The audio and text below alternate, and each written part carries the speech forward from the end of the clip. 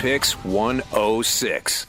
1-800-LAW-1010, 1-800-LAW-1010.com. Paul Harding, our pal from Martin Harding and Mazzotti. Welcome back to the show, sir. How you doing, Paul? Good morning, guys. Hi. I mean, I have, when it comes to the Ray Rice video and his release from the Ravens yesterday, I think I have some really simple questions, so if they're stupid, you can let me know. But do you believe, just in your opinion, that the NFL saw the video they claim to have not seen until yesterday? Boy, that's tricky, isn't it? Because there's people out there saying they absolutely saw it. We know they went to the casino. We know they went and they spoke to security.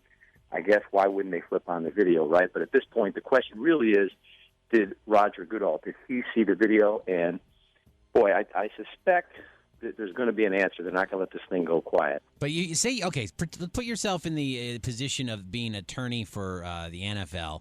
What is your immediate move when you find out the Ray Rice thing went down? You go and you find other video, right? I mean, you want to make sure what you're dealing with. Yeah, it would be inconceivable that they would send folks to the casino, talk to security, and not flip open that video. And, of course, that other video came out at that point showing what was in the hallway, right? Showed this apparently unconscious woman in the hallway and Ray Rice carrying her out and her laying on the ground motionless.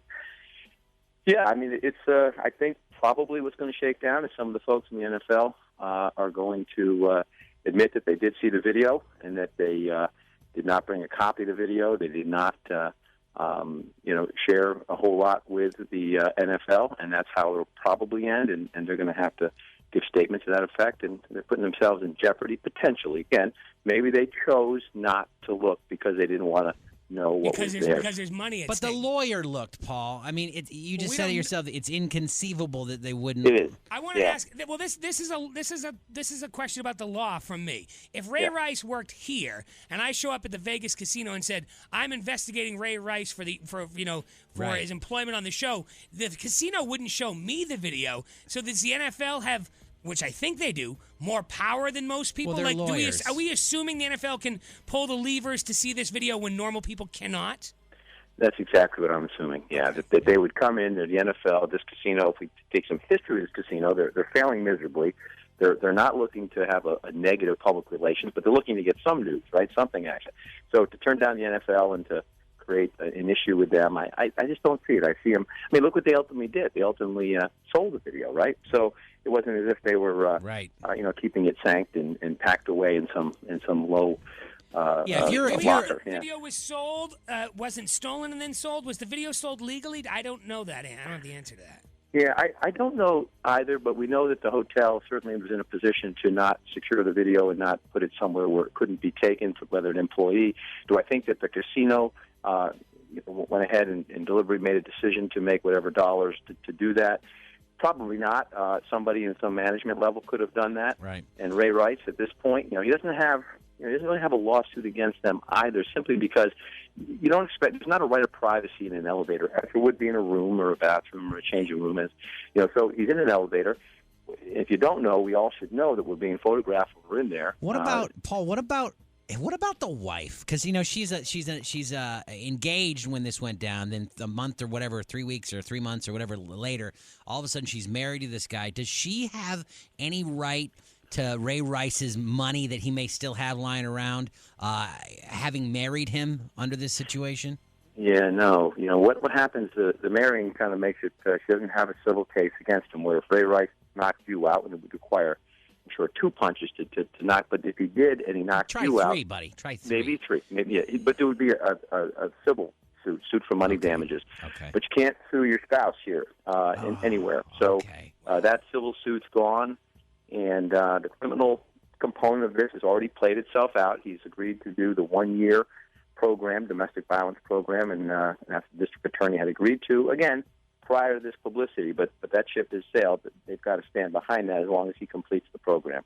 One last question for you, Paul, regarding Ray Rice or the video that we saw, or him hitting his wife. So why didn't the DA in Jersey prosecute him? How does that work? Yeah, real tricky stuff. The same thing could happen here. And I'll tell you what, you have a situation where you see this grotesque event, have been difficult to watch for anyone watching it. And now, you've got a fiancée who becomes a wife, and there's a child. So what do you do? Where's justice? Is justice putting them behind bars? That's what it feels like to the rest of us. But how does it apply to the family? And of course, she said, "I'm not going to testify," which is okay. Cases can proceed without the victim testifying. But then he agreed to this diversion program. And so it's a judgment call. But what happens, the district attorney makes that call. She agreed because she was getting married to some serious Ray Rice money. That's why she probably... That's speculation. But of course. Certainly, yeah. But the district attorney makes that decision. If that decision works out exceptionally poorly, where they don't prosecute, he doesn't do any jail time, and now all of a sudden there's more, that there's more violence, then their second guess is if they made a bad decision. But my guess is all this publicity right now, they wish they had just stuck to the book and prosecuted. Right on. All right, Paul Harding from Martin Harding and Mazzotti. By the way, 1-800-LAW-1010.com, 1-800-LAW-1010.com to grab tickets to the Spirit of America show. Yeah. 4 performances at the Times Union Center coming up in a couple of weekends. This showcases the best of our military. I think these are free tickets, but you still need tickets to get in, correct? You do need tickets to get in, and pretty easy to get them. It's going to be a great show, and you can come to our website to get them. And I think you can also get them through your website. Is that true? Yeah, and I'm going to put up the direct link to awesome. to the tickets on our Facebook page right now, yeah, too. It's a great thing. It's a great event that you guys are sponsoring. We just wanted to plug it for you. We wanted to say thanks, Paul. Thanks, Paul. No. Thank you, guys. Quinn and Cantera. Slicing the righteous. Mornings on PYX 106.